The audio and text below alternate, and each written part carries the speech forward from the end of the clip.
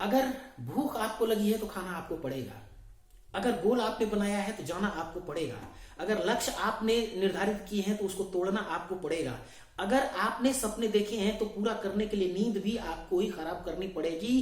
कर बहिया अपनी, छाड़ बिराना आस, दूसरे के सहारे मत बैठो, जो करना है वो आपको खुद करना है। दूसरा कोई आपके लिए युद्ध नहीं करेगा, दूसरा कोई आपके लिए लड़ाई नहीं लड़ेगा। इस बात को जितना जल्दी हम समझ जाएंगे उतना ही जल्दी कामयाबी की तरफ बढ़ जाएंगे। साथियों, जो भी एक बात मैं कहना चाहता हूं कि जो भी फोन आपके हाथ में आज है, जिस फोन को भी आप यूज करते हैं, आज के 5 साल के बाद से वो फोन म्यूजियम में मिलेंगे, मार्केट में तो कम से कम नहीं ही मिलेंगे।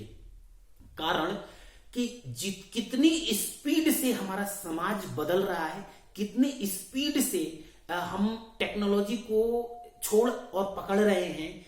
जो लोग भी बिजनेस, व्यापार, नौकरी या कोई भी अपने क्षेत्र का कार्य करना चाहते हैं, कृषि से संबंधित कार्य जो भी करना चाहते हैं, आप आंख उठा करके देख लीजिए। जो 5 साल पहले जिस तकनीकी से हम जी रहे थे, जिस तकनीकी से हम कार्य कर रहे थे, जिस तकनीकी को हम यूज कर रहे थे, वो सभी आज किसी भी काम की नहीं रही हैं। अगर आपका व्यापार नहीं चल पा रहा है, अगर आपका बिजनेस नहीं चल पा रहा है, अगर आप टेली मार्केटिंग कंपनी में काम करते हैं, अगर आप किसी एमएलएम कंपनी में काम करते हैं, अगर आप वकील हैं, अगर आप डॉक्टर हैं, अगर आप कृषि का कार्य करते हैं, अगर आप मछली पालन का कार्य करते हैं, जो कुछ भी करते हैं, 5 साल पहले वाली तकनीकी, 5 साल पहले वाली योजना, 5 साल पहले वाली रणनीति आज काम नहीं कर रही है। अगर कामयाब होना चाहते हैं तो अगले 5 साल में क्या होगा उसको एज्यूम करें, उसको भविष्य दृष्टा बन करके 5 साल बाद की चीजों को देख करके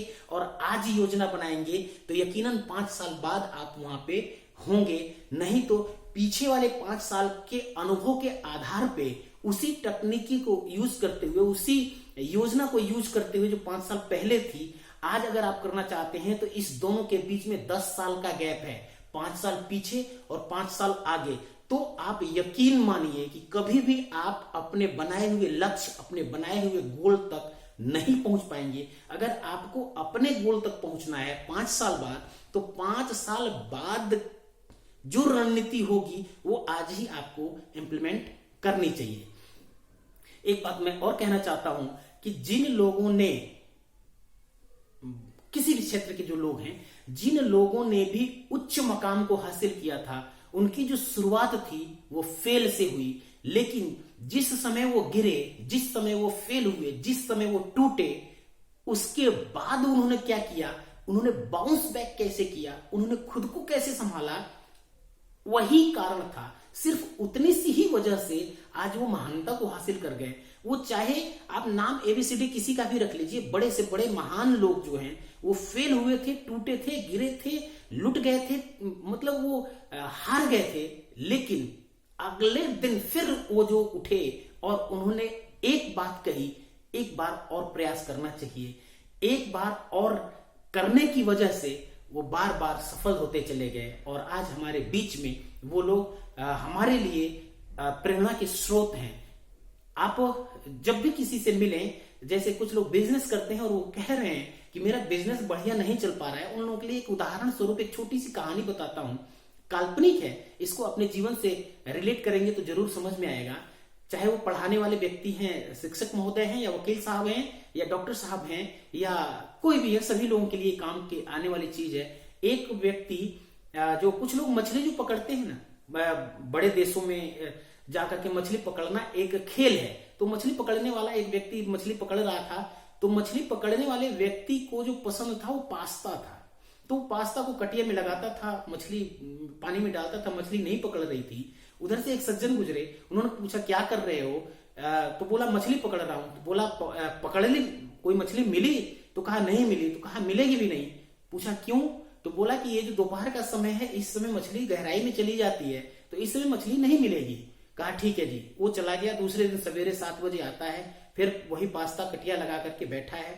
फिर वो व्यक्ति आता है 10 बजे के आसपास, बोला मछली मिली? नहीं मिली। तो बोला नहीं मिलेगी।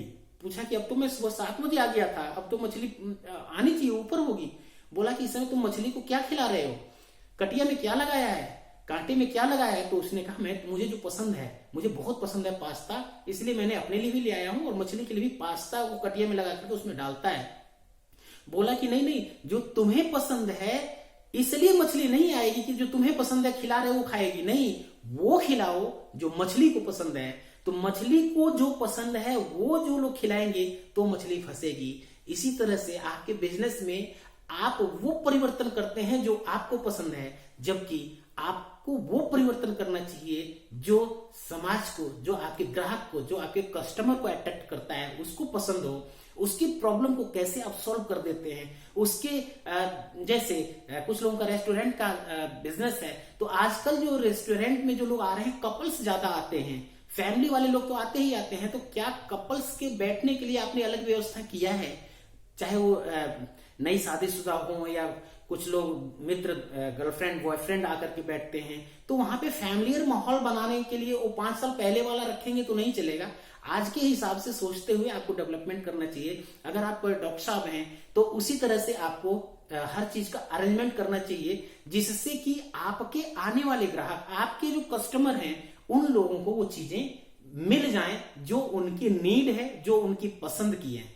एक बात और, जो एमएलएम में काम करने वाले लोग हैं, मैं आप लोगों को शुभकामनाएं देता हूं कि आने वाला जो समय है एमएलएम को बहुत तेजी से आगे लेकर के जाएगा। तो आप लोग बहुत सारे जो मोटिवेटर्स हैं, जो एमएलएम के गुरु लोग हैं, उनको भी सुने और सुन समझे ही जन मुदित मन, सुने समझे। ये जब तक आप सुन करके समझ करके उसको इंप्लीमेंट नहीं करेंगे, आपके जीवन में परिवर्तन नहीं होगा।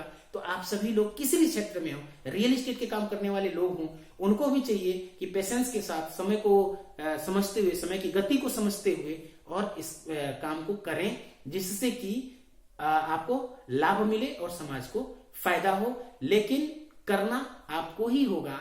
नमस्कार। अगर ये वीडियो पसंद आती है तो चैनल को सब्सक्राइब अवश्य करें।